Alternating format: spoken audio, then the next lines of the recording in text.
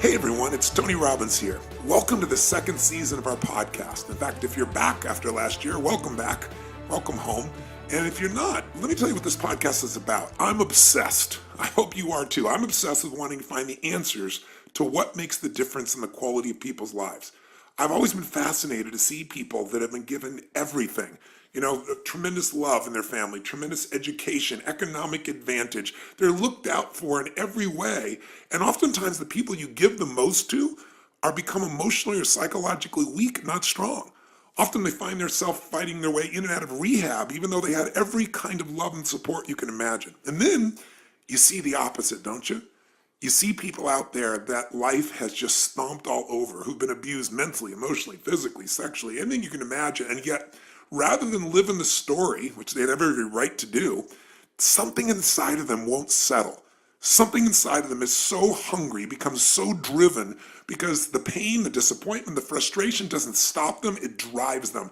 And they create the most extraordinary lives, not only for themselves, but they become an inspiration to all of us as well.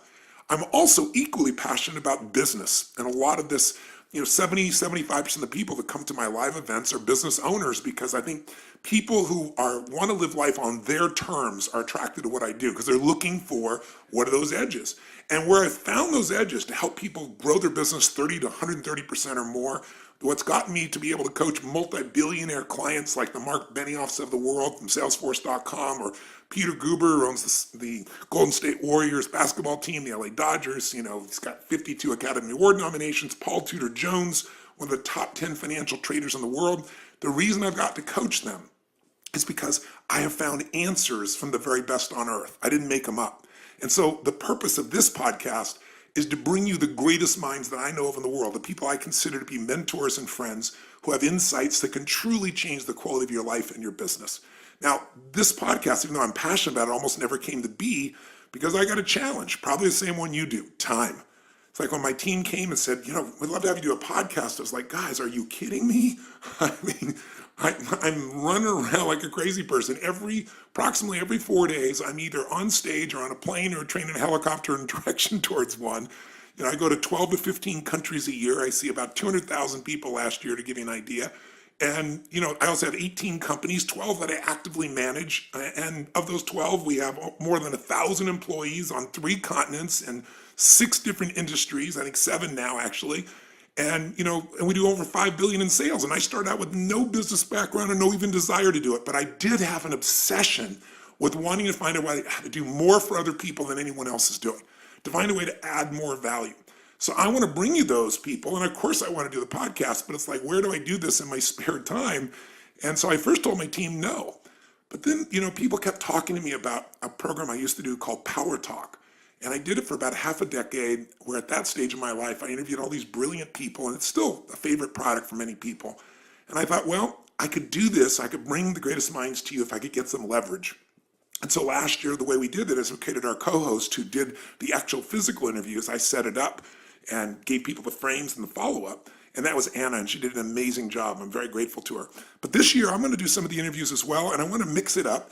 And I thought, who better to do this than my own personal right arm, the woman who I pitch and catch with every day, woman who's one of my best friends on the face of the earth, and for Bonnie Pearl, her best friend on the face of the earth, and somebody who literally knows what I know. She's the person, along with Diane Adcock, who runs my creative department. Mary Buckite is her name, or Mary B, as she's affectionately known. All the different partners and employees and associates we have all over the world. Mary is the person that we're constantly brainstorming together to figure out, how are we going to take this message and tighten it? How are we going to strengthen it? How are we going to get through to people here in China, different than people in Australia? And so we literally have times we travel the world together with our mission, and we have times that it's 24/7, those nights, those all-nighters as well. So I thought she would be the perfect person to do this, because there's also not somebody who knows me better, knows my thoughts, can help me extend this and get this information to you, but also not anybody on the face of the earth that I respect or love more as well. So with that ado, let me introduce to you, and I should give you her background for 1 second, then I'll introduce you to Mary. And that is, she was a Division I extraordinary athlete, captain of her team in soccer, and tremendous softball player. And then she left that to go to work with ESPN, and literally she launched so quickly. They gave her some of the most important interviews. One of the first interviews she did was with a young man just coming to the NBA called LeBron James. So they gave her some really interesting and challenging pieces. And then after 8 years there, she left to go work with a gentleman who's one of the world's great adventurers, who literally explores the earth everywhere. And she got to explore all the corners of the earth with just a brilliant man. She has a great and varied background, but her heart, her soul, her commitment, and her mind and brilliance, I want her to be our co-host here. So here she is, without further ado, Mary Buckeye. All those compliments, Tone. And really, I'm just like human Velcro to you. That's my biggest. That's my biggest achievement, is living this life in your shorts pocket, traveling everywhere with you and Bonnie Pearl. Yes, you are my Velcro friend, and you read my mind, so I'm very, very grateful. So let's talk with our team here in this first podcast, and we're going to do a part of this together, and then I'm going to leave it to you. But let's start with, let's talk about who this is and why are we bringing this person out for our interview for the first part of this second season.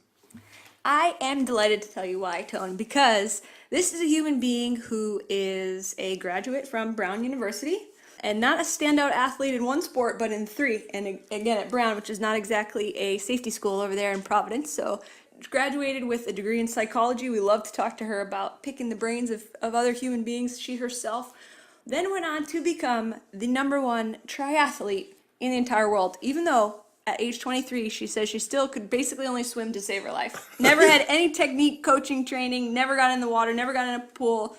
And then she comes on to be the world #1. How do you do that, Tony Robbins? You're going to love this because that's what we asked her. We dug into her psychology here, and you're going to fall in love with this lady because, listen, you're a business owner, many of you. You're an athlete yourself, or maybe were at one time, and maybe you didn't take all that you had from athletics to the next part of your life. And I found that athletics is really about peak performance. I wanted to do this interview with her because the Olympics starts this Friday. And I think it's an opportunity to think about this. These are the greatest athletes in the world. These are people that had a vision larger than anybody else, but they didn't just talk about it. They didn't get enthusiastic about it. They figured out how to convert that absolute vision into reality, where they competed with everyone on earth. And now they're coming to this final competition. There's very little that could be more inspiring. But to hear this woman who couldn't even swim, barely keep her head above water, deciding, just making that decision, just like starting a business, just like saying I'm going to take my company public, or I'm going to make $1 million or 10 million or $1 billion. You know, there was no reason that she should be able to feel certain she could do this. But she made the decision within herself, and then she went on the journey.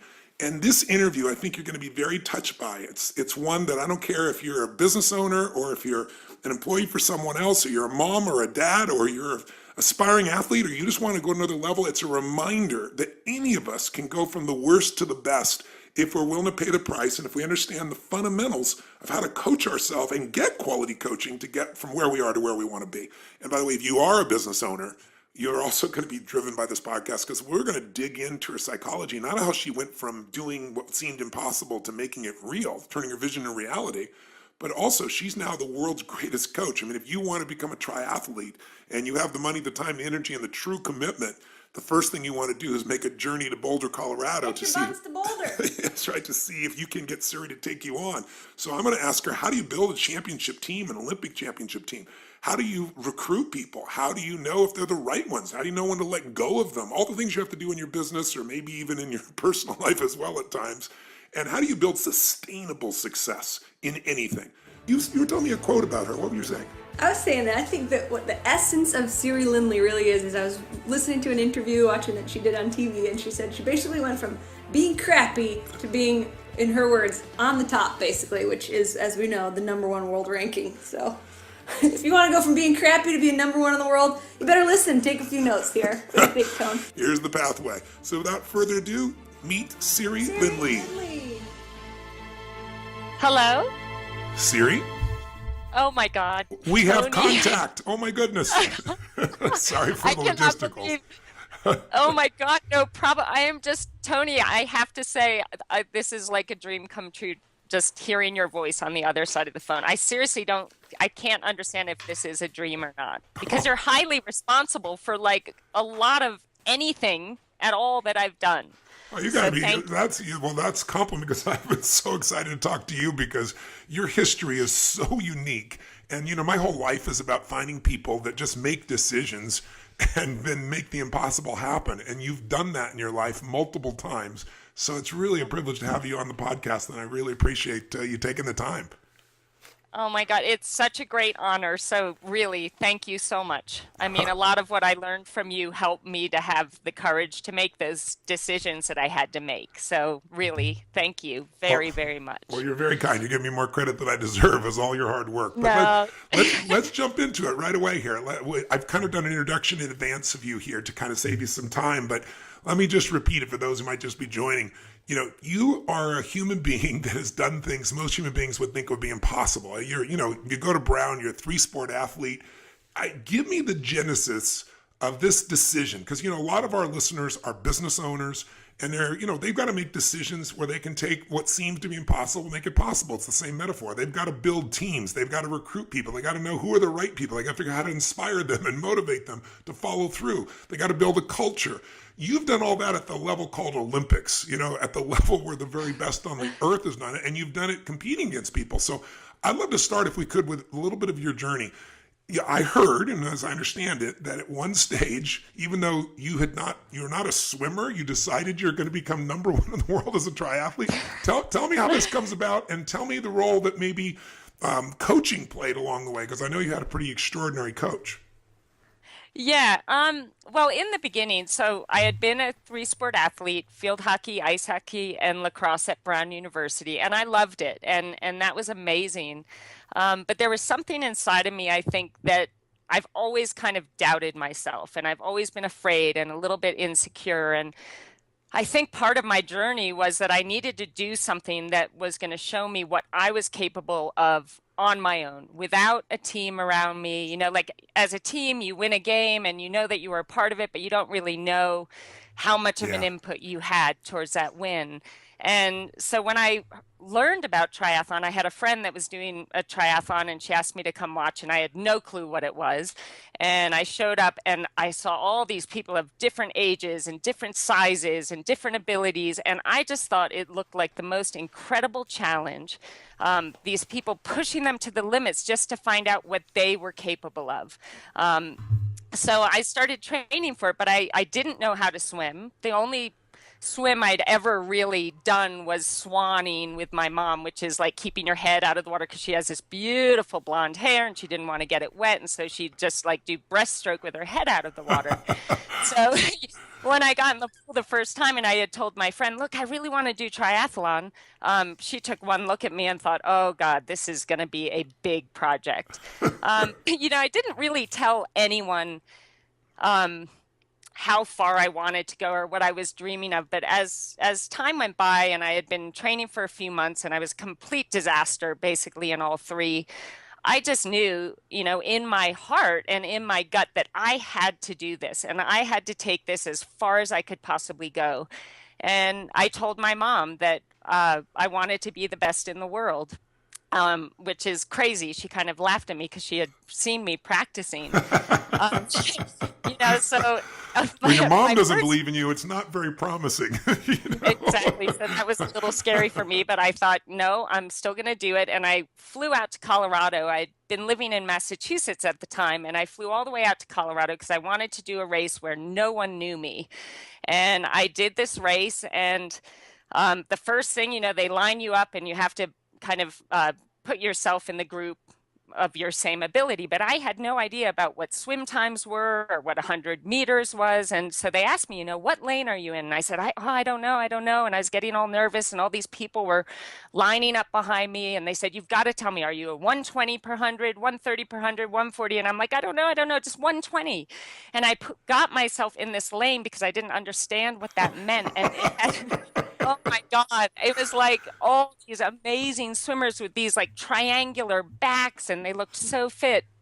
But I was such a dork at the time, and I still am, that I was so eager to have my best race that I just stood right up at the front of all these, gods with these triangular backs and started the race in front of them and got absolutely pummeled on the swim. And it was just like, it was the scariest thing, but it was awesome because after about half this swim was done in a pool, and so I was just getting pummeled every time they went by me.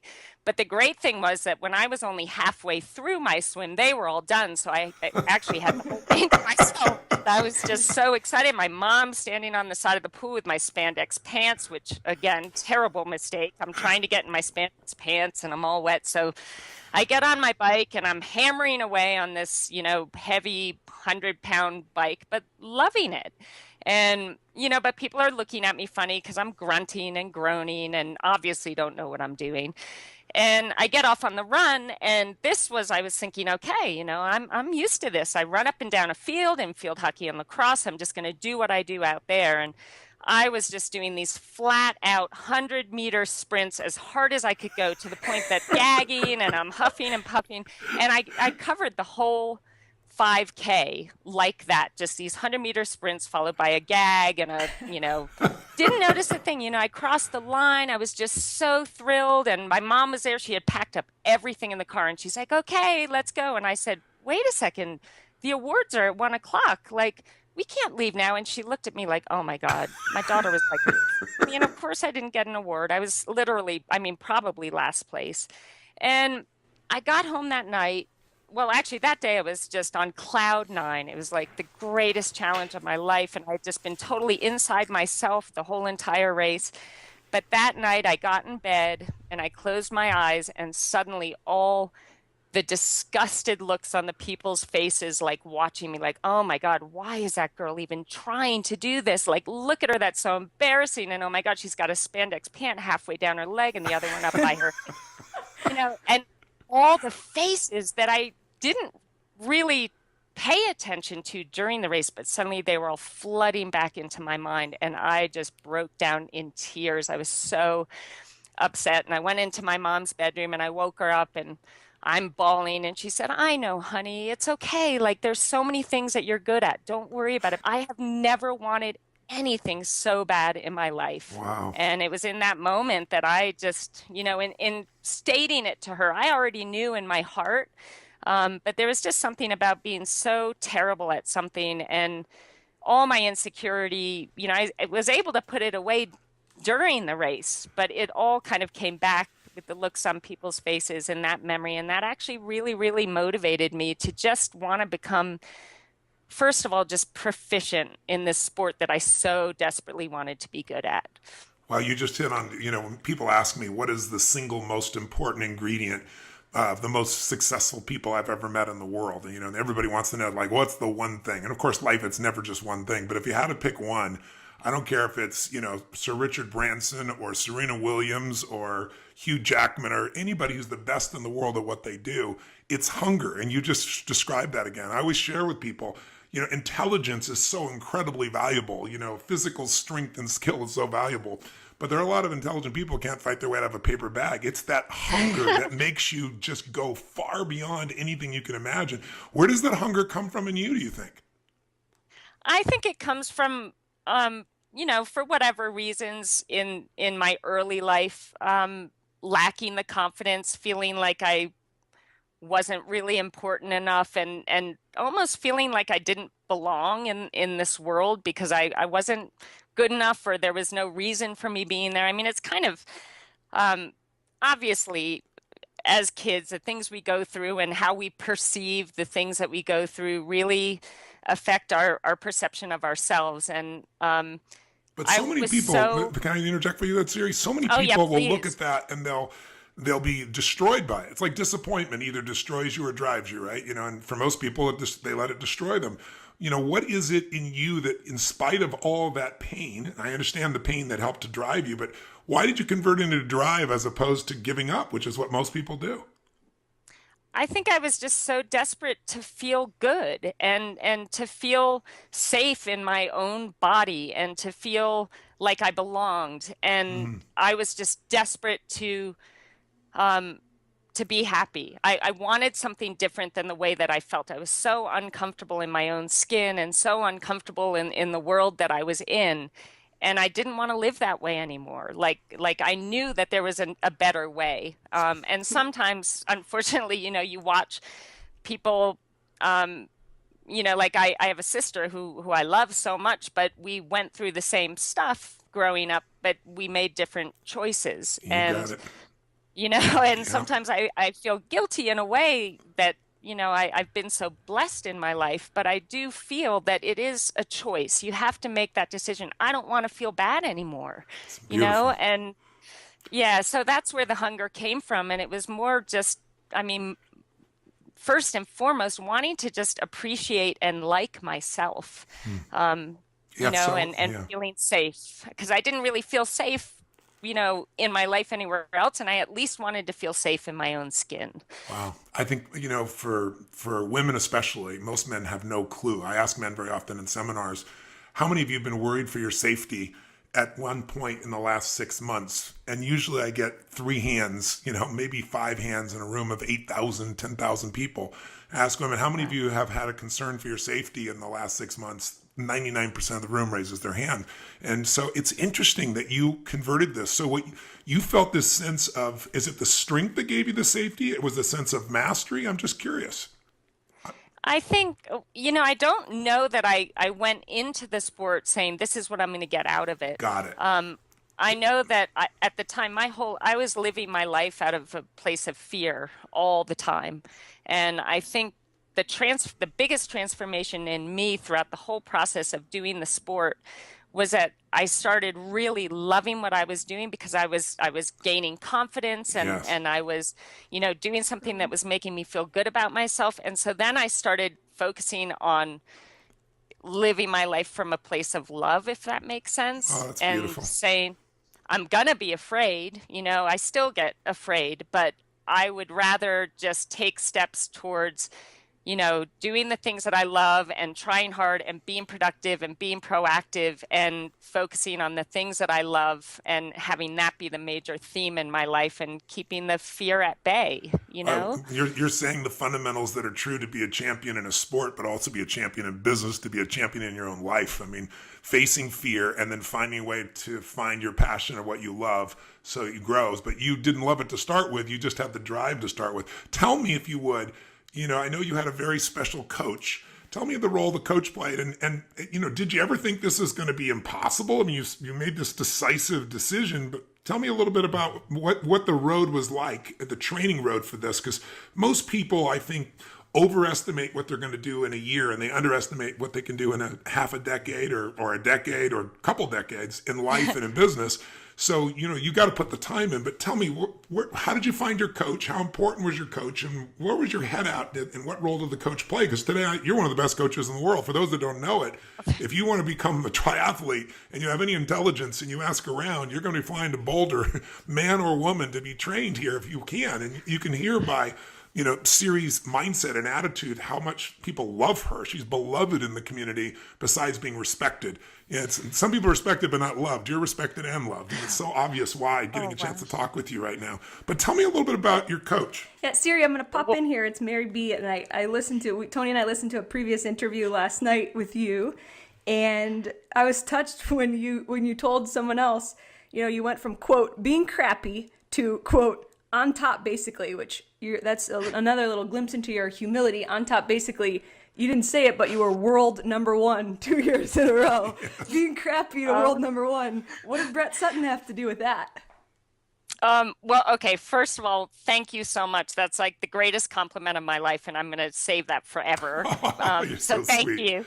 And I'm just so lucky that I just really love what I do, and it's such a privilege to be able to work with these amazing athletes.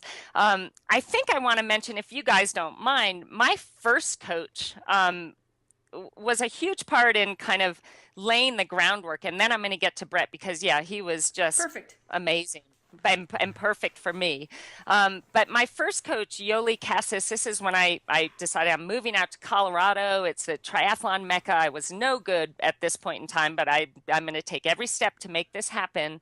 And I moved out here. And what I loved about Yoli, she was so passionate about the sport. And her take on me was, I want to train you first of all, knowing that you as a human being are far more important to me than you as an athlete. And she always Wow. kind of, It's like in business. stressed the fact that like who you are as a human being is way more important than anything else. And I really love that because I really believe, I think some athletes, there's kind of like a fear of success because they don't feel like they deserve, to do well, or there's something that limits them in that area. And I really feel that her influence on me in wanting to really focus on being the best person I could be, first of all, and then being the best athlete I could be, was a really great way to, give you that comfort that, you know what, I've been the best person I'm capable of being. I've worked my butt off, and I deserve to do well, to have that faith that you really believe that you deserve to do well. So she was just amazing. And when I went to train with Brett, oh wow. I mean, he's a special person in that he is just brilliant in getting into the mind of the athlete. And I'd been doing pretty well. I had a New Zealand coach, Jack Ralston, that I'd been working with for a couple of years, and I was trying to make the Olympic team in 2000. Everything was going great. I was coming in fourth place in pretty much every World Cup race that I was doing. And that was awesome and all, and it put me in a great position to qualify for the Olympic team, but it wasn't quite enough. So of course, in my heart and in my mind, I'm thinking I'm just not good enough to take that step onto the podium.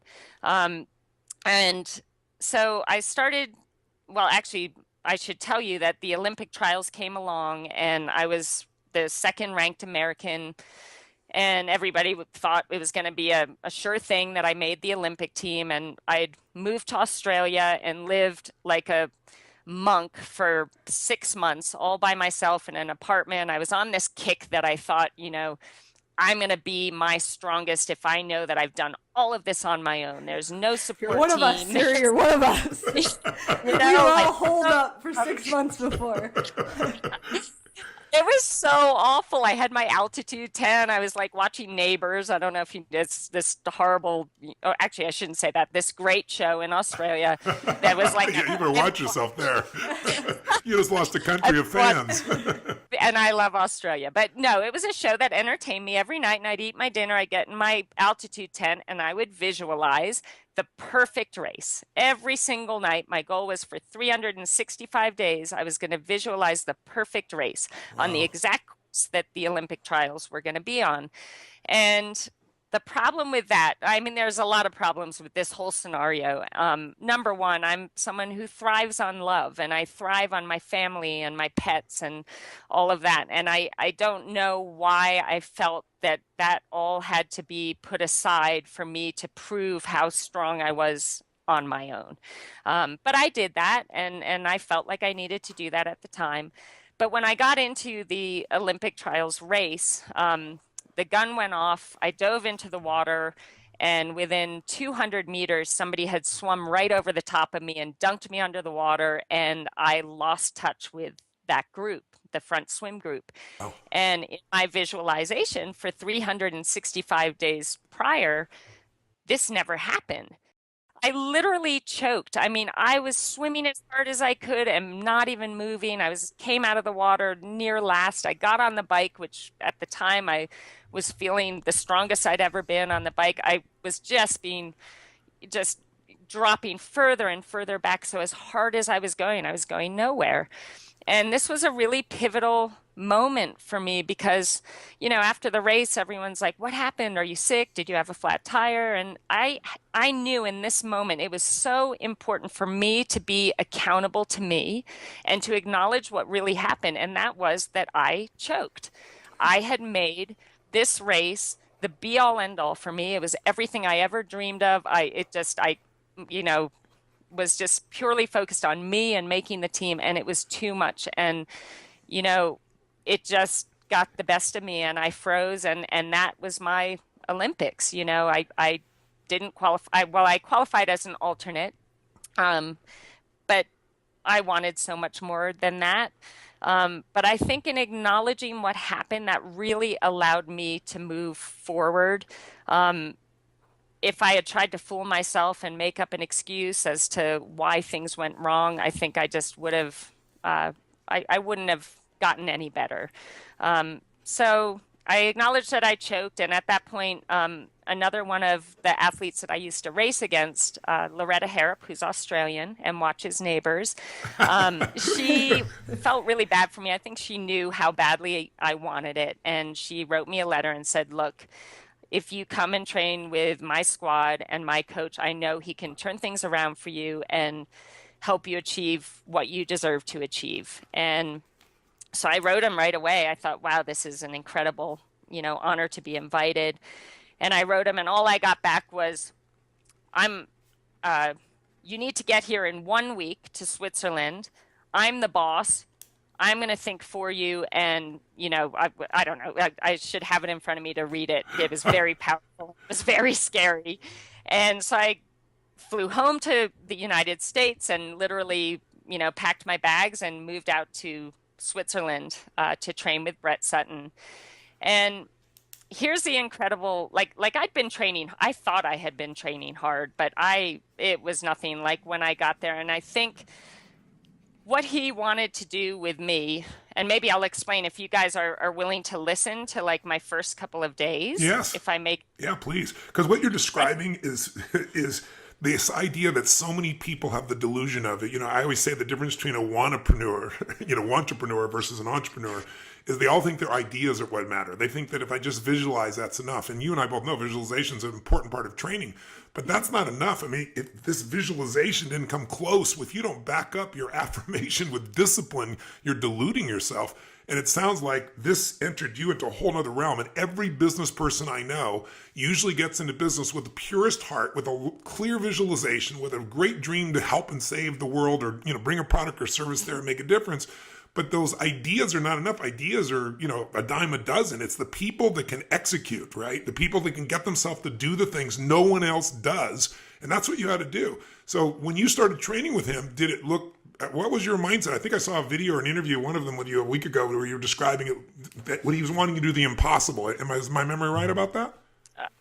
Like every single day. I mean, the first day, none of my bags arrived, only my bike. And so I'd been on the plane for 10 hours. We had a 2-hour drive. I arrived and he said, "Put your bike together. You're doing a wind trainer session downstairs with Loretta Harrop." And I said, "Oh, well, Brett, I don't have any clothes. Like I literally just have the clothes that I traveled in." And he said, "Well, you have your bike, so there's nothing stopping you. Get your bike set up and go downstairs. I'll see you there in 30 minutes. And so I had to go down in my travel clothes and my Converse shoes and got on my bike and had to do this 2-hour, like horrendous bike session. And the horrible thing was, I got down there and I'm like, "Oh, cool, Loretta's here. I can feel like a little safe because my friend's here." And I walked into that room. She didn't even look up at me. She had her head down. She's hammering away on the turbo, doesn't even say hello, doesn't like laugh at the fact that I'm in my travel clothes riding my bike. She just ignored me because she was in the middle of the session. And I'm like, oh my God, I'm so taking scared. every ounce of herself just to get through it, probably, right? Yeah. And I guess, that's what I learned. That's how we do things. It's laser focus. You do the session, you get it done. So I did that session. And then it was time to go to bed. I mean, this was pretty late in the afternoon. So I woke up the next morning and the plan was we're going to ride 25 kilometers down the mountain to the 50-meter pool. And I thought, oh, cool, great. I can see if my bike's if my bike's working. We drive down to the pool, and I had been used to swimming maybe 3,000 meters a day swimming, and I thought I was doing a great job. Well, we did 6.5K, so 6,500 meters that day. It was all hard. Everyone was faster than me. And I thought, oh my God, I'm going to die. But I was like, okay, I can have a nice breakfast after this. We're going to drive home and I can relax. And so we get out of the pool, I shower, I get changed, I come out and I turn to Loretta and I'm like, where's Brett and where's the van? And she said, oh no, we ride home. This is our bikes, our transportation. We ride home. And I'm like, oh my God. Up that mountain. And she said, yeah, don't worry about it. Go with Jane. She sucks. Go with Jane. So I'm like, oh God, like this is just crazy. But I'm like, thank God I can go with Jane. And Jane apparently sucks, which is a terrible thing to say. I must say she's a little bit harsh. But so we start riding up the hill and Jane proceeds to kick my butt. I mean, she drops me within 5 minutes and I'm like, oh my God, I can't even keep up with Jane, who supposedly isn't very strong. So we ride 25K back, and that took, about an hour and a half because it was just up this huge mountain. I get home, I get in the bath, I eat a big lunch, and there's a knock on the door, and it's Brett again. And I'm like, oh my God, like I'm going to die if he asks me to do anything else. And he said, it's time to run. So come on upstairs. I'll meet you in 10 minutes. We're leaving then. So I go upstairs. I've got my big water bottle. I put it on top of the car, and I'd forgotten something down in my apartment. So I ran downstairs and came back up, and my water bottle it had like one sip left in it. And I was like, guys, who drank my water? And Brett said, you don't need that. You should have drank enough in between sessions. You're not allowed to have water during sessions. So I'm like, okay, oh God. So we get back in the van. We go back down to the bottom of the hill, 25 kilometers. And he says, okay, everybody out, lets us out of the car. And he said, I'll see you back at home. And we had to run up that mountain 25 kilometers on the same day when I had done more than I've probably ever done in one single day. So I got home that night eventually, hours later. And now when I look back, I think, oh, I must have felt so exhilarated, but I was like terrified. I'm like, this is my first day. There's no like getting over the travel. Like he's just giving it to me. And I called home to my mom and, she answered the phone and all she could hear on my side was, and I was just crying on the other side of the phone.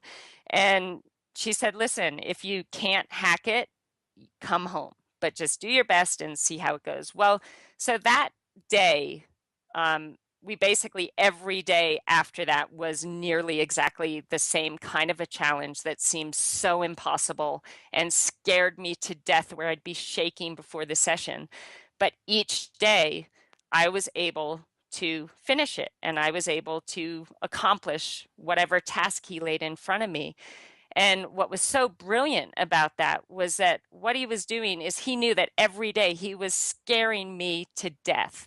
But he also knew that every day I stepped up to the challenge and I did what he asked and I was successful in overcoming that fear and making it happen.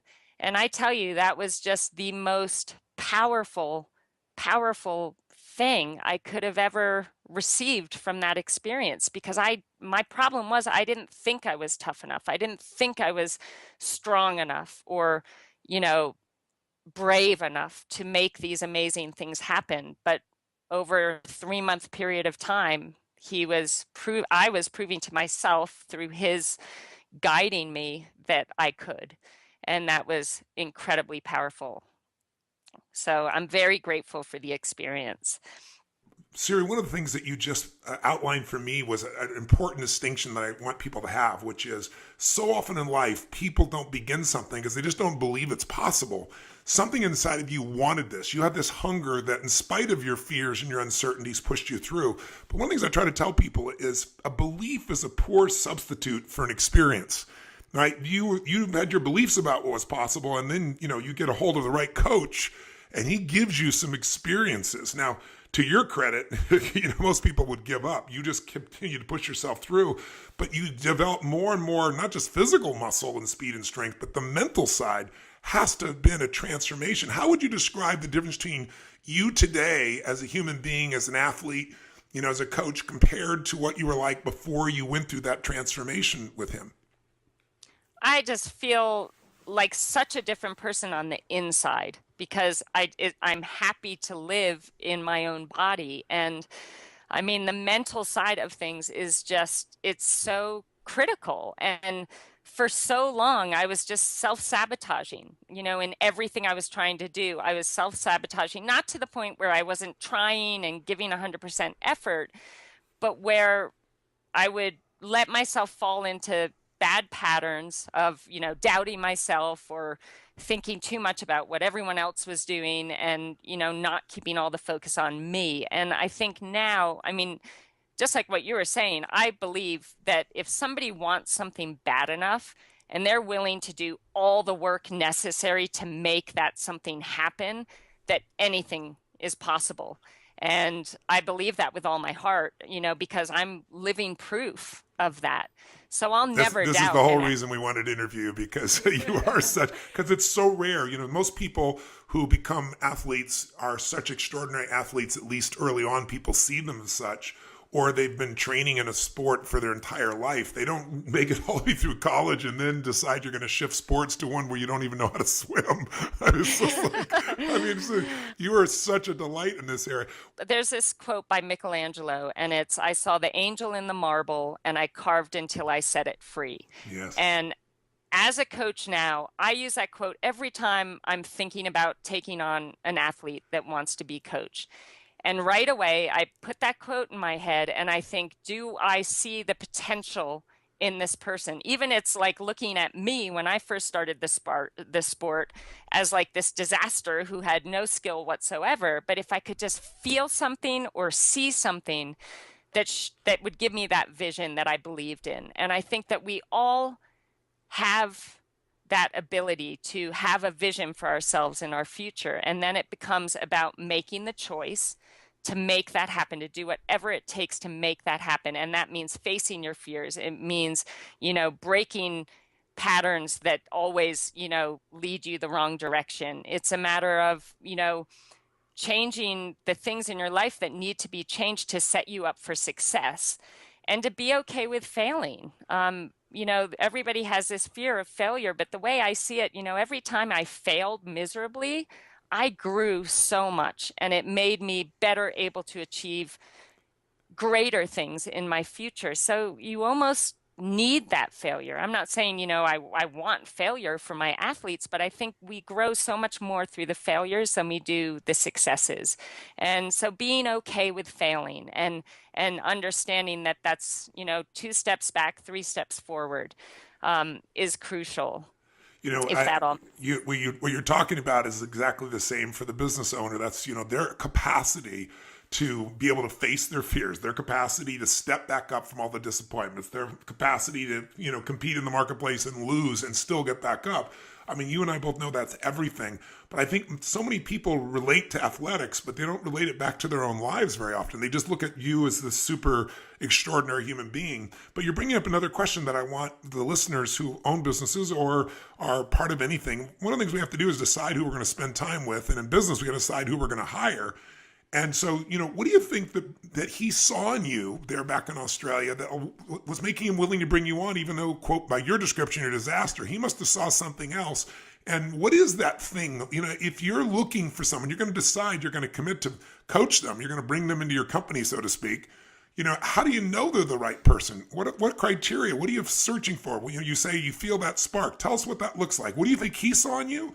Have you ever asked him? And what are you looking for to make your choices about who you're going to bring into, your family, so to speak? Yeah, so I finally asked him actually after I retired. I said, Brett, why in the world would you take on someone like me? And he said, Siri, I was watching you do a race in Australia. You were in probably 42nd place, and you're in the last 400 meters of the 10K run, and you were absolutely killing yourself trying to catch 41st place. Wow. He said, I saw that and I thought, I want to coach that girl, because it's that hunger. And and I guess he felt, the fact that I was in 42nd, that I didn't just think, oh, my race is over, this stinks, I'm in 42nd place, but it was like, no, I can be better than 42nd. Yeah. I want to go for 41st. Yeah. And so it's that hunger, and it's that, that desire. I think, I tell my athletes when they go out to do the biggest race, of the year, like the Ironman World Championships in Kona, I say, all we want today is for you to go out there and try to be better than you were yesterday, and to race your race and be the best that you can be in as many moments as possible. And if they do that, success is inevitable, because you're not thinking about, oh my God, I'm halfway on the bike and I'm in, 20th place, my race is over. You're just in the moment. You're making the most out of every single moment. You're executing to the best of your ability. You're staying positive and enthusiastic, and you're just looking to have your best performance on that day.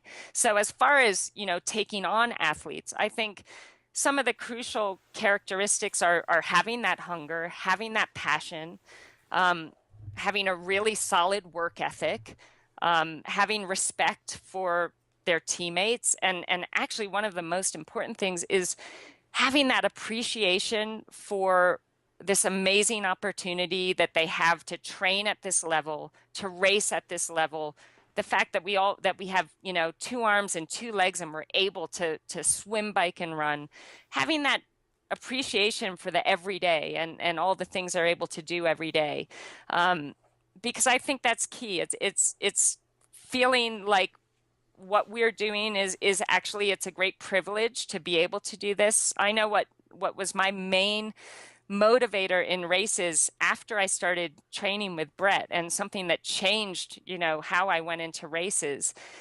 I had been feeling so thankful for these incredible gifts, and those gifts, not physical gifts, because I obviously didn't really have them in the beginning, but the desire I had and the willingness to suffer out there and the willingness to push myself to my limits and the opportunity to do so. And I felt so grateful to whatever God you believe in or whatever entity you believe in. I felt so grateful. And what I was so desperate to show my appreciation for that to the entity that I believe in, that I said to myself, the best way I can show my thanks is to go out there, and when the gun goes off, I give it everything I have, that I am recognizing my abilities and my talents and my gifts, and I'm going to use them to the fullest to celebrate them and show how much I appreciate the fact that they're mine. And that changed everything for me, because it wasn't about, I have to make this team, I have to win this race, I have to make a paycheck. It was about, I just want to show my thanks for what I've been blessed with or what I've worked hard for, and the fact that I'm able to do this. And I really actually, now that I'm able to be a little pickier in choosing who I want on my team, I want that kind of perspective. And it doesn't make anybody weaker. It doesn't make anyone, you know, less tough or less relentless out there. It just is a much more positive environment to work in. Plus, I believe. You know what you do is you become proud of yourself as a human being. So often you hear people talk about, I have no self-esteem because of what people said to me when I was a child or something. And I was like, It's so convenient you remember those things and you forget the good things. But here's the truth. Someone could tell you your whole life you're beautiful and you're magical and you're skillful, and you can still not believe in yourself. And someone can tell you you're a total piece of you know what, and you can say, screw you, I'm going to show you who you are. We're not controlled by what people have told us. The only way to have self-esteem, which I hate the term, but inner pride, is to earn it. And the way we earn it is by pushing ourselves beyond anything we think we're capable of, which is why I wanted to interview Why You're So Beautiful. You know, Coach John Wooden, as you probably know, is one of the greatest college basketball coach in history, won 10 out of 12 NCAA national championships, 88 games in a row, and with different players. It's not like the NBA, right? Every year you're losing some of your players, the college players. And I interviewed him, and I asked him one time, I said, you know, I interviewed him about 4 times over my lifetime. And I did the last live interview with him, which was very touching. But the bottom line is, I asked him, I said, which team is the one you're most proud of? And it was interesting. I thought he was going to tell me the team of Kareem Abdul-Jabbar, and the one that most people know is the most famous team. And he named a team I'd never heard of. And I said, why? And he said, because Jabbar and those guys were wonderful. They were champions. But he said, they did really well, but this team maximized their potential. He said, I always taught these young men from day one that there's only one way to know whether you won or lost, and it's not looking at the scoreboard. He said, because there are going to be days when the other team may get lucky. There may be days when you get some bad calls. That's just part of the game. So there's only one way to know. And he said, the way you're going to know is if every single moment in that court, you ask yourself, I gave every ounce of my soul for every minute I was on that court, then you've won. And he said, if you do that every single time, you don't focus on anything but giving everything you have, he said, more often than not, you're going to have the highest score. He said, but most importantly, he said, you will know what victory is. If you got the highest score and you didn't give your all, you lose. He said, the way I taught these men is what we give, we keep forever. What we fail to give, we lose for a lifetime. And I think you've really lived that. I'm inspired by you personally. I think you're just such a beautiful soul. I just have to say, and I'm sure everyone listening is inspired by you. You are the perfect example of we are the creators of our lives. We are not the managers of our circumstance if we're willing to push through the pain, the suffering, the fears, the limits, and if we're willing to be in a position where we really have something that we really want to serve larger than ourselves, something we want to achieve, something we want to give. Phenomenal, truly phenomenal. Truly phenomenal. And I gotta say, just listening to you guys, I can't tell you how much, Siri, as you talk about how you recruit your athletes, how much it reminds me as someone who works for Tony. It's like talking to Tony, like all these little isms that you have. Just when you told the story about, you know, if you called it choking, but owning it. And it's like, that's everything. If we screw up around here, the first thing that Tone will tell us, any of his employees, is take accountability, own it, and grow from it. And even just, Siri, watching you telling all your athletes when they get in the pool to have a purpose for practice, not just recording junk miles. And it's like, we don't have a flash meeting, we don't have a conference call, we don't have anything without Tony saying, know your outcome. Like, what's the point if you don't have a purpose, if you don't have an outcome, if you don't have a point? And then lastly, of course, the human factor, just talking about people seeing you not just as an athlete, but as a human being. And I think, that's, again, Tony, one of the things that you do so well with your employees and in recruitment is just, these people are human beings at the end of the day and at the beginning of the day and all day long. We're still human beings. We still put our Converse on one shoe at a time. So just remembering that human factor, and it's remarkable, the similarities here. Siri, you're also just so touched by humility. I'm sure everyone listening is, but it's a rare thing, unfortunately. A lot of athletes, as they get better, they lose that edge. And I think it's probably what makes you such a great coach is that same caring that your first coach had for you as a person first, you clearly have for your athletes. And I can't compliment you enough. And that's really what's missing in so many companies. Richard Branson has always said to me, he said, Tony, it's your employees first, right? Then you go to your customers, and then it's your shareholders.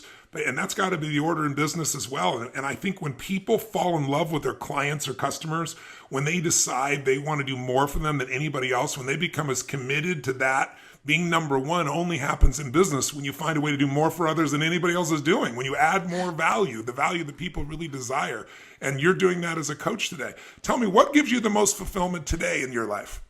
Well, this is incredibly fulfilling. And first of all, thank you for all the kind words. And seriously, Tony, I mean, so much of it is from your guidance with the books of yours that I have read. I mean, I can't stress enough just how much they changed my life. And I don't even know what to say. You guys are just being so nice, but I'm incredibly grateful to be here talking to you.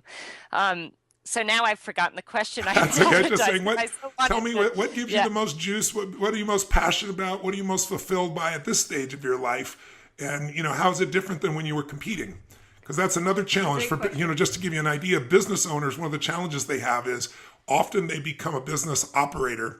They're so doing everything in the business that they lose sight of the vision. They lose sight of what they're doing, and they never grow the business. You can go, to give you a metaphor, to a hamburger stand. You can come back 20 years later and the same guy's got one hamburger stand, and then somebody else has grown 100 of them, right? And maybe sold them. Yeah. They had a different vision, right? They didn't stop at some place. So I'm just curious. I know you've never stopped. I'm curious, what's different for you today? What fulfills you most today? What are you most passionate about today? And how is it different than when you were competing? In other words, instead of just running my business day to day, maybe I can elevate to a different level where I have more freedoms in my life, but I'm still really fulfilled. I'm still kicking butt. I'm just looking for that metaphor or that example in you in this area.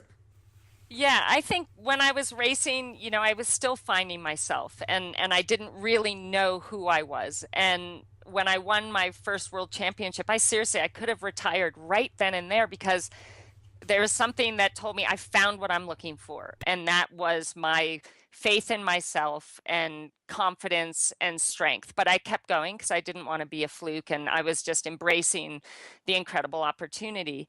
And when I first started coaching, I mean, there was still, now I've gone into this whole new area where I'm guiding these athletes. And when an athlete comes to me, it's like they have their dream, and they're basically like putting it in my hands and saying, I trust you to help me achieve this dream. And when I know what my dream meant to me, it was like everything to me. So I think it's such an incredible privilege when an athlete trusts you with theirs. And so what continues to inspire me today, as it did 10 years ago or 11 years ago when I started coaching and as an athlete, was just wanting to be the best that I can be every single day, not just for me, but for these amazing athletes that have entrusted me with their dreams. And I feel, I'm asking them to perform at higher and higher levels every year, because the level of our sport keeps getting better and better. And if I'm asking that of them, then I need to up my game each year too. And so I get passionate about learning and passionate about, studying different sports and reading and, trying to find ways to strengthen myself and what I know and how I can do things. So that constantly inspires me.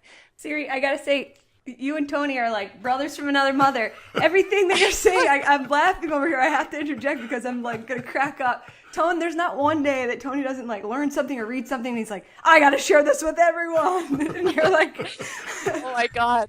I mean, to be seen as a possible like cousin of Tony's, wow, like that's the ultimate compliment right there. But I think as an athlete, the big thing as an athlete was that I hadn't um, accepted who I was fully. I came out as gay when basically after I retired from the sport, and that was really hard to carry around this secret and to try and be something that I wasn't.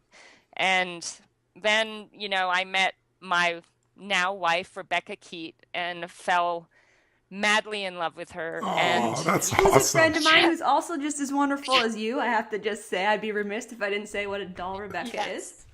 she is, we had known each other for 15 years, but obviously, we were at times in our lives where we didn't even really look at each other in any way except, wow, I just love that girl. She makes me happy. She makes me laugh and, can't wait to see her at the next race.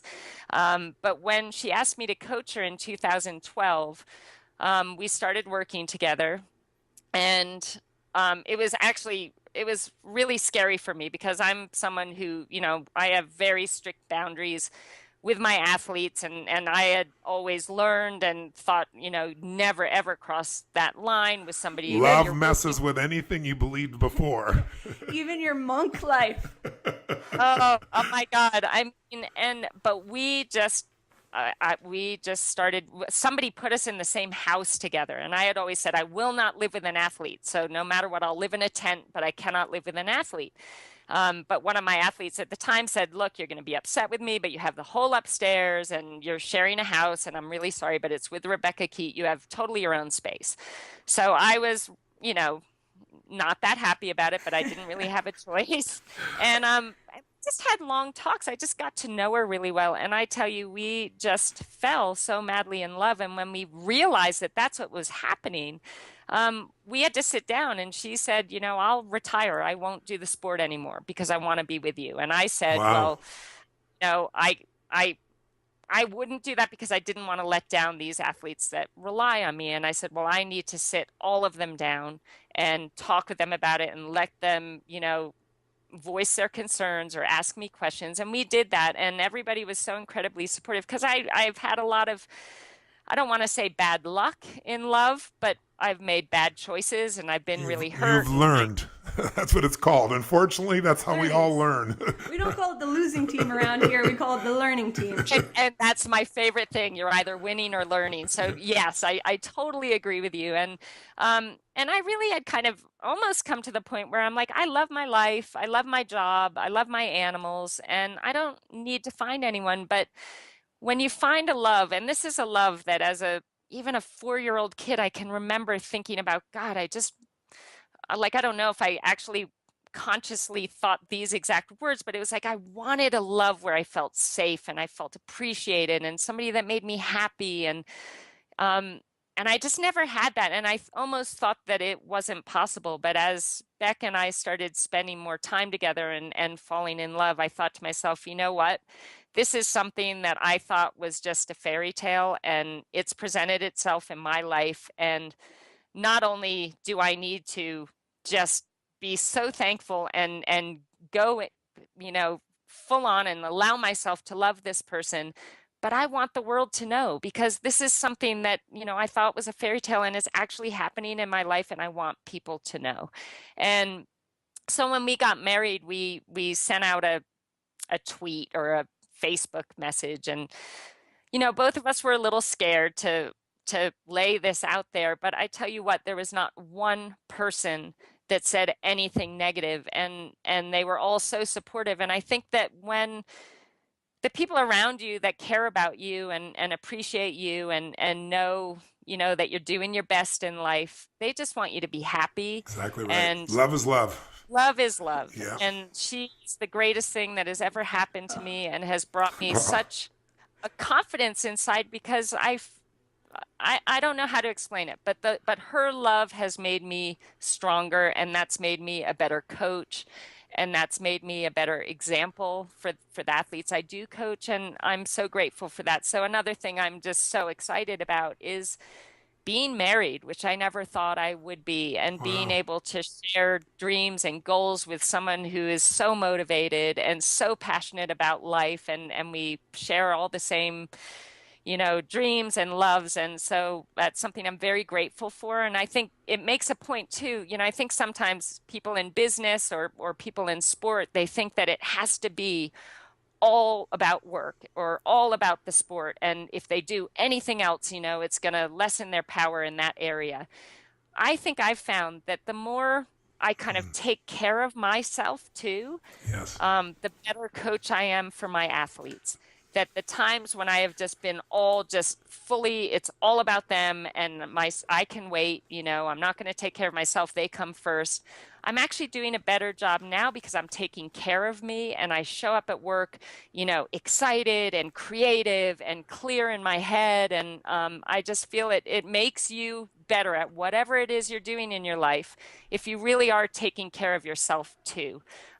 It leads to a confidence and just an inner power that really does get noticed with the people that you're working with. Okay, you couldn't have a better life story. First you figure out that you're the worst in the world at something you at least think. You then figure the journey and how to become the best. You then follow other people to become the best at what they do. And in the end, you get the love of your life. Get the girl. Get the I girl. got more to say if I wasn't crying my eyes out over here, Siri. Jeez. But not only do you get the girl, more importantly, you get the understanding that that feeling of love, that feeling of joy, that feeling of being fully alive is a gift inside you to give to others. And you can't give to others what you don't already have inside. And you've been able to give other people the things in the sport side, and you've been such a love. It's so obvious just who you are as a person. And I'm sure that's a giant part of why you're able to coach people so effectively, because they feel so cared for by you that they'll find a better place, a deeper place inside themselves because they feel you found it inside of them. But to have you have that also, to me, nothing on earth is more important than love. And I'm so grateful that our society has finally grown up a bit where they understand love is love in whatever form and understand that that's not something the mind has a choice over. That's something that comes from inside the heart and soul of a human being. So good on you and good for you. And I'm so thrilled that you've got the love that you deserve. And I can only imagine how much of that love you then pour into your athletes and how they pour that into their sport, into themselves, and into their families. I mean, it's a virtuous circle. You're extraordinary. Oh, wow. Thank you so much, Tony. I mean, that's my ultimate goal is I just want to be the best that I can be to bring out the best in others. And I just don't even know what to say to your words. You're just so amazing and so kind, and I'm just so grateful. So thank you. I mean, this is probably the highlight of my life to this point right now. So just being able to talk Don't to tell you. But she knows I've already told her. No secrets. No secrets. Well, I'm grateful to Mary and I guess her girlfriends that put us all here together that know this circle, but I'm really grateful. I want to ask you one more question, final question. Knowing who our audience is, if I said, even though it's not necessarily your normal focus, I want you to help somebody. They just started a business. To do that, you got to believe in yourself a certain extent. But just like anything, once you begin the endeavor, your confidence and your ideas and your visions get tested as they have been for you. What would be the best advice you give someone who's just beginning the journey and they've entered a business and maybe it's not completely where they wanted to be? Maybe they're feeling exhausted right now. Maybe they're feeling overwhelmed. Maybe they're feeling frustrated. Maybe they're feeling past the threshold of what they can control. And part of them wants to give up and part of them knows they can't. You've been there. What would you say to anybody who might be in that place to get themselves to the next level? I would say, number one, be brave. Number two, which is so important, be relentless. Be brave meaning do what you're afraid of, or give us your definition of being brave. Yeah, so be brave, even though you feel afraid or you feel uncertain, that uncertainty is a great catalyst to making things happen. So get comfortable with the uncertainty and be brave, knowing that if you're going to put in everything you have towards making this work, it will happen. But you need to be resilient. And you need to be relentless. Resilience means being able to accept when you get knocked down and pick yourself back up again right away and still have faith and keep believing that what you're doing is going to pay off. Because one thing I've found in my life, it's been the biggest struggles and the hardest things that I've had to do that have led to the most incredible, if you want to call it, victories. And I've never actually had a great victory where everything went perfectly. So Me either. It's such an important point. That's so true. never. And so, Never. be resilient, get knocked down, but you get right back up again, and be relentless in your pursuit of making this happen, because it will happen. And I believe that the universe, on purpose kind of makes it harder for you to find out if you really have what it takes to follow through with what you want to be doing. So, be brave, which also means believe in yourself, believe in your vision, be relentless, be resilient, and embrace the process. There's no greater gift, I think, than for me being able to look back at where I started.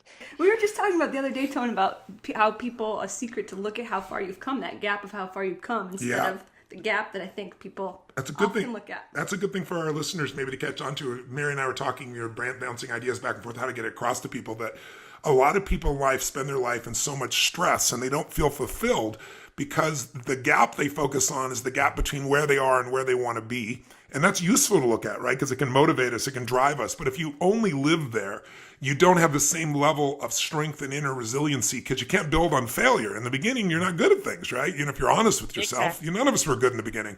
And then what happens is gradually you can swap to a different gap and you can gap back.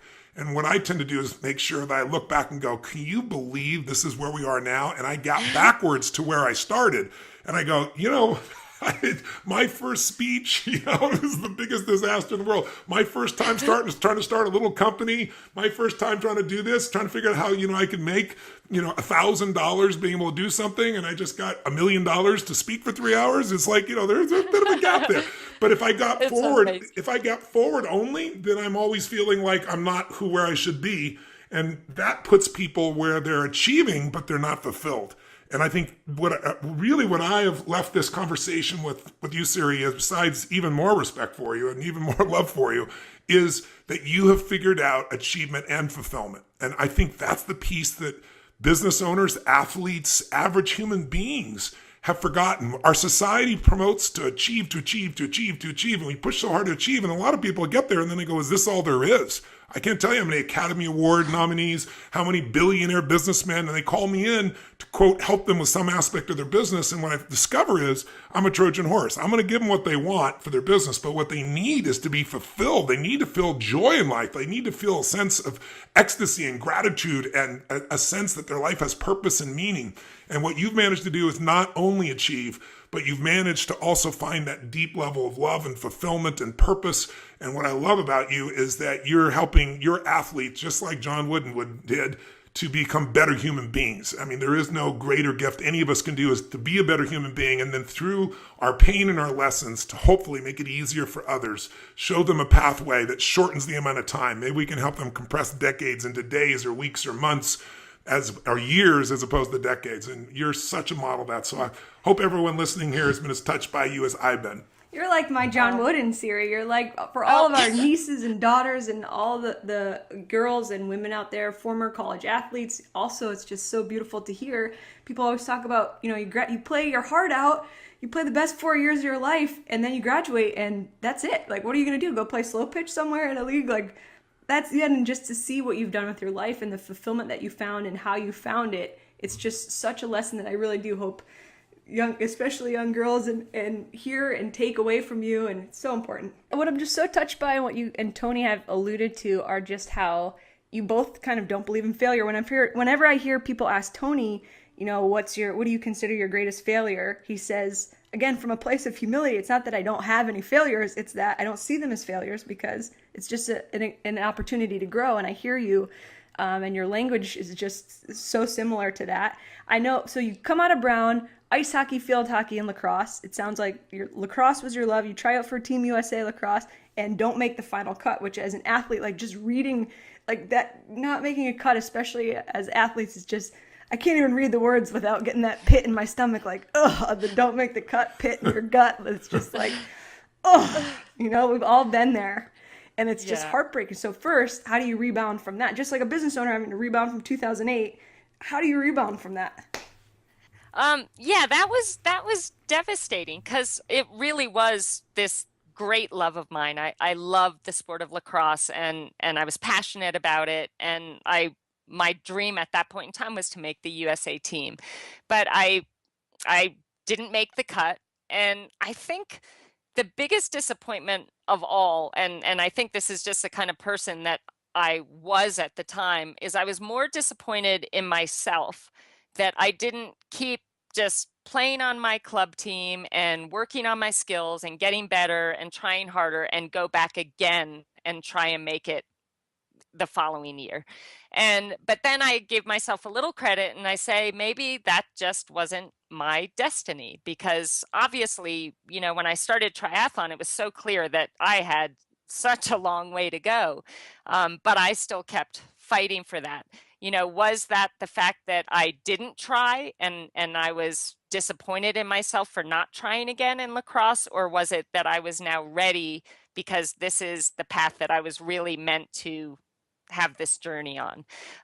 So yeah, it was devastating, but I think the fact that I knew, there's nothing worse than starting something and not finishing, like you have a race and you quit. And those are, I think, the hardest things to rebound from because you let yourself down. But that's also a huge motivator. So when that does happen to you, and it happens to all of us quit in something at some point or fail along the way. And like you said, Mary and Tony, I know you believe this, we learn so much from those so-called failures that they really shouldn't be called failures. So yeah, I think that really motivated me to do it different the next time. And when I found out this love for triathlon, there was nothing that was going to stop me. No embarrassment, no terrible race. Nobody saying, oh, you don't look like you could be a triathlete. Nothing was going to stop me. I was going to stay the course and be relentless and be resilient and make it happen. So again, I think not making the team was one of the best things that could have ever happened to me.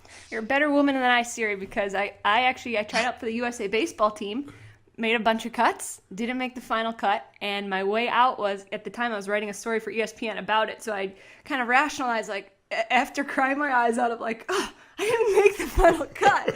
Then I was like, fine, I'm just going to be a journalist, which led me to you, Tony. I'm so there. grateful. Yeah. I'm grateful for that path. You find the right path. You find the path that you're meant to be on, Absolutely. one way or another.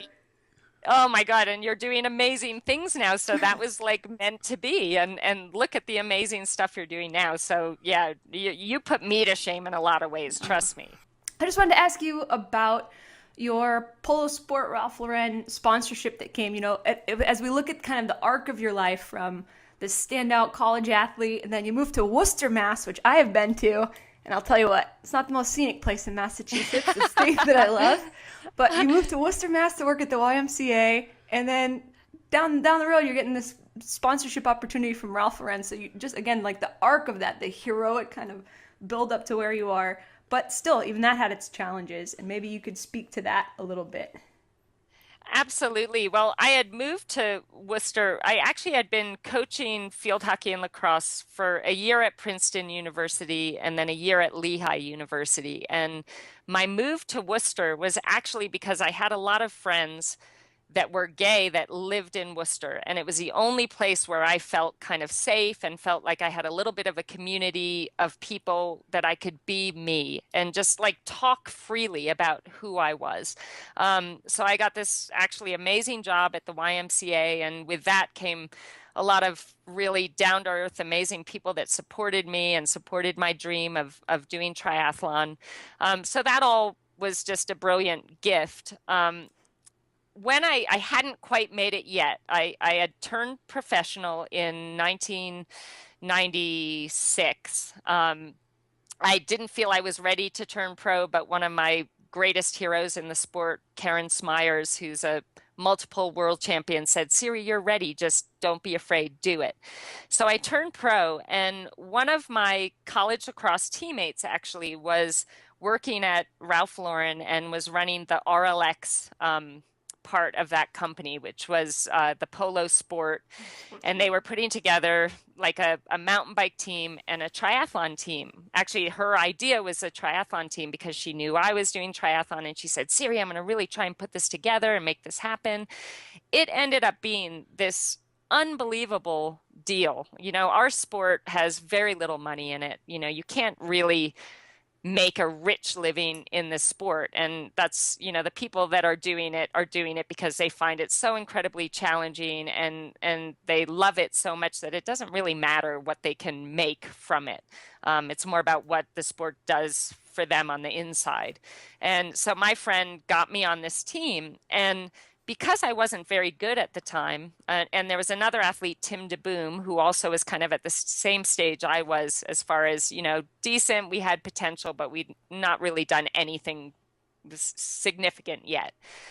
So they put together this contract that was just unheard of in our sport. I mean, incredible bonuses. If you win a world championship, they're going to, equal the prize money. And at that time, it was like $20,000 to win a world championship. So suddenly now, if you win a world championship, you're making $40,000. And if you won no, but that was huge, Yes. Just huge. Massive. And if you win a race, they would, equal the prize money. And most races were $6,000 to win it at the time. So I just looked at this, and they were giving you shoes and a bike and running shoes and swim gear, everything you could possibly need. What was the catch? Oh, well, right. So it was all under this RLX umbrella. And I was so excited and felt so incredibly like, wow, I'm so lucky.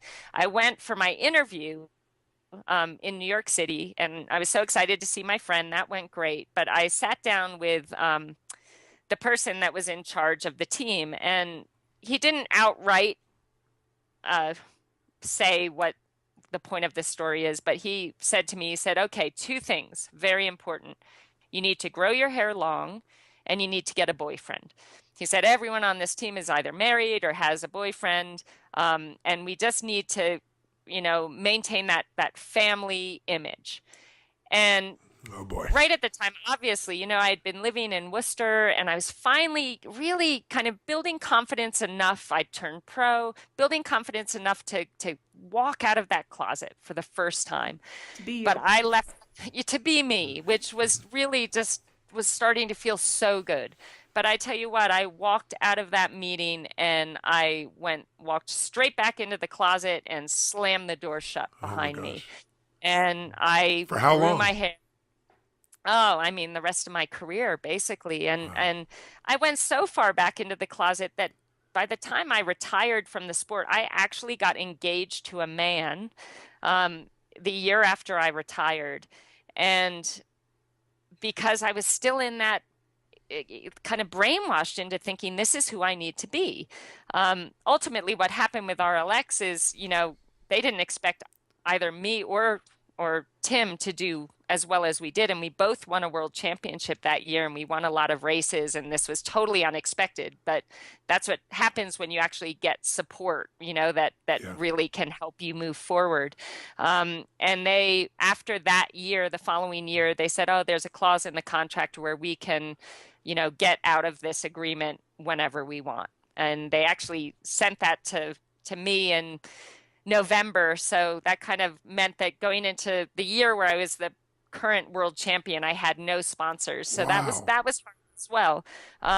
But the lasting effect of that comment, you're thinking, this is where I can make a great living. These people are willing to support me, but they're only willing to support me if I fit into that image that they're looking for. And so that made me feel less than, like, I can't be gay. That's going to prevent me from leading the life that I so desperately want to lead, being successful and being respected. And so it was really hard on me. And it took until a few years after I retired to say, you know what, I just can't do this anymore. I'm not in the sport anymore. And maybe I'm taking the chance that I've seen all the success I'll ever have in my life because I'm going to be who I want to be, but I'll take it. That's the ultimate success, though, isn't it? Being who you really are, no matter what anybody else thinks or experiences.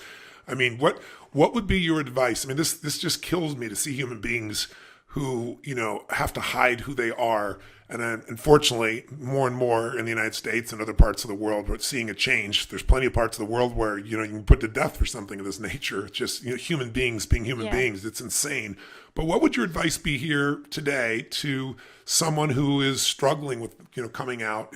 Would you do it the same way again, after 10 years of, going backwards? And would you go through that? Would you step up? What advice would you give? And I can't wait to hear it, Siri, because I have to say I sat in Tony's Unleash the Power Within seminar in 2006. That was my introduction. And there's a process where you write down your limiting beliefs, the Dickens process. And Tony kind of tells a story of his previous limiting beliefs of, everyone, the generalized limiting beliefs of humanity. Either I'm too young or I'm too old or I don't have enough money or I don't have the resources. And for me, I was sitting in there and you write it down in your notebook and then you share with the person next to you. And I remember thinking my biggest limiting belief, or one of them, is I'm gay. I can't be like this to either my family or my future employers or and then I was I can't even write this in my notebook because after I write it down, I'm going to have to share with the guy next to me. And I don't even know if I am really ready to have this be a conversation. And I think it's just when you have that struggle of I don't even know who I am. It feels it doesn't feel so esoteric to say I don't know who I am when you're when you're so strong-willed, and I am too, that there's a part of me that's screw it. I'll just marry whoever they want me to. It's not even in a lay down or a concession, but it's just if it's the achievement. It's if this is what's going to help me achieve this, then sometimes I think we just kind of go blind, and it's just you force it one way or whatever. I don't know, Siri. What would you say? Yeah. Well, you're so right. And in a sense, we're rejecting ourselves in that moment and pretending to be something that we're not. But I would totally do it differently now. But I think that it was so important that I did go through that because, I think it's my duty now that I am where I am to share that with people that are willing to listen. And I think that my story can hopefully help other people feel a lot more confident in being who they are. Because one thing I found, and you can even see it in amazing people, Ellen DeGeneres is someone that I just look up to. And once she came out. Yeah, we love Ellen. She's a dear friend. No, stop it. Oh my God. Well, she's just my most favorite celebrity in the world. But to see her, she went through that. She came out, she lost her TV show, went through kind of, I imagine, a tough time, but look at her now, and I feel that when we accept ourselves for who we are, and when we decide, what, I'm going to celebrate who I am and be who I am and not let anyone tell me that they don't agree with it. I feel at that point, when you're willing to give yourself that kind of credit and have the courage to be you, that you can achieve so much more. And so in my being able to share this story, I feel I kind of I achieved some great things, thank God, in the sport, and I worked hard for those. But I feel your possibilities in your life and what you're capable of achieving become so much greater when you are free and you can be you and you can be authentic and you can, really give all of yourself to the people you choose to have around you and the people that you are, sharing life with. So I think so maybe I wouldn't change the way I went through it, but but I like being able to, I'm writing, actually my book is coming out in September. And one of the things I really wanted to put in that is that how we were in our past doesn't have to be our story forever. You may be in a place that you're not proud of. I wasn't proud of the fact that I was completely in the closet and literally brainwashed myself to actually get engaged to be married to a man when I knew I was gay. But, I finally found the courage in due time to be me, and I changed what my life looked like. I didn't have to live that life. I didn't have to be scared. I didn't have to be shy. I didn't have to lie and say, yeah, I love me, whatever. By being me, I felt like I suddenly had way more ability to achieve the things I really dreamed of. Doesn't it really free up energy inside you that now can be redeployed? The energy that's constantly monitoring to try and make yourself safe or make yourself be in the right place. My experience is Doesn't it unleash that energy for other things? It completely unleashed the power within me. Like seriously, honestly, it takes, and for me, I'm generally a pretty anxious person, or at least I really used to be. And yeah, having to hide and having to think about what you're saying to this person and how you talk to that person, it's exhausting. And when you finally free yourself of those chains, it's like, wow, I just feel like completely revived and rejuvenated and like I can achieve so much more.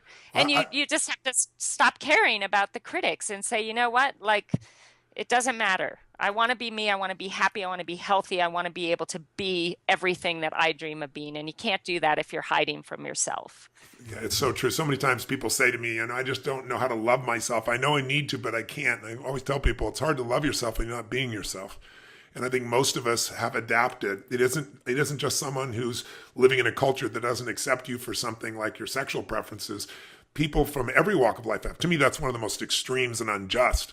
But people have it based on color of skin. People have it based on whether they have money or not. There's so many things that human beings do, and our brains are trying to do that impossible task, which is make everybody like us, everybody agree with us, everybody support us, everybody love us.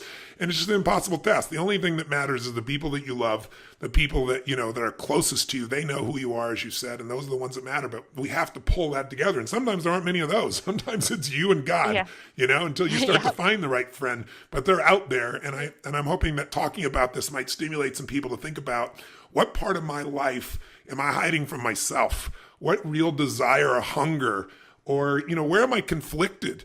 And, conflict is not a bad thing. The difference between the water and the wind is how you get waves. It's a beautiful thing. And that's what makes life feel alive. But if you don't confront it, if you don't uncover what it is that you're afraid of or what it is you think you have to be and find the truth that you're enough as you are, that doesn't mean you stay where you are. You might want to improve, grow, expand, transform, help others.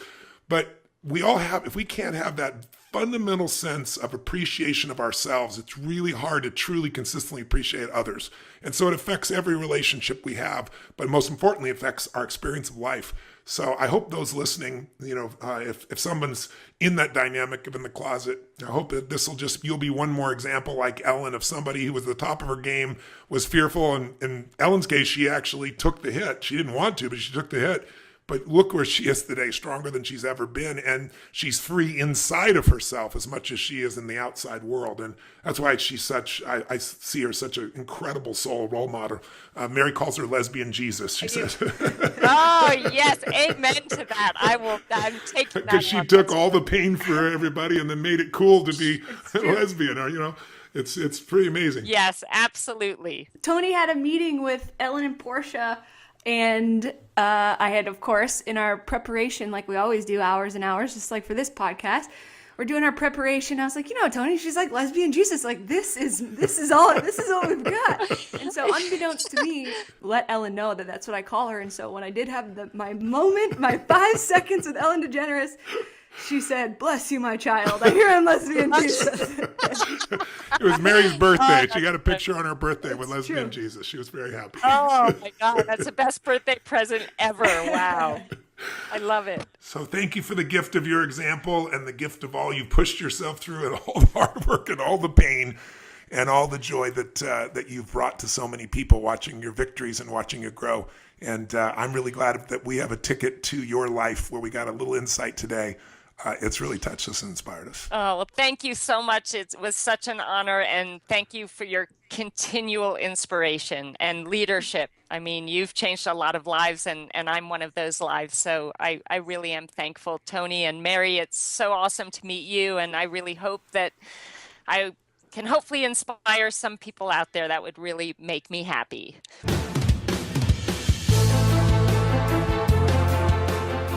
Well, you just spent 45 minutes or an hour, whatever we've cut this down to, with an extraordinary soul. And I hope it inspired you as much as it did to Mary and myself. I mean, anyone who listens to this woman is reminded of the truth. And that is, we are not managers of the circumstances of our life, that we have the ability to be creators, that we can create our life on our terms if we get a clear enough vision, if we can inspire ourselves enough, if we can overcome the fears and limitations within this mind and push through the pain then anyone on earth who wants it can have an extraordinary business, an extraordinary life, an extraordinary family, an extraordinary level of inner pride that comes when you master yourself and you don't settle. That's my takeaway from it. I'm very inspired by it. I hope you are too, with your business, with your life, with your family. Mayor, what would you take from it? Well, Ton, first of all, since we're on the road so much, I'm not going to cop out anymore when I don't pack my sneakers at the hotel room, and I can't even make it down to the little hotel room gym to like lift 5 pounds. This chick in her Converse in Switzerland biking for 42 kilometers. I don't even know how long that is. Yes. So that struck me, of course, and then this idea of like just get comfortable with being yourself. Yes. Being who you are, not who anybody thinks you should be, tells you to be, has conditioned you to be. Feel it, grow into it, explore it, settle into it. The freedom to be yourself is maybe the greatest freedom of all, and it's one that you can only give yourself.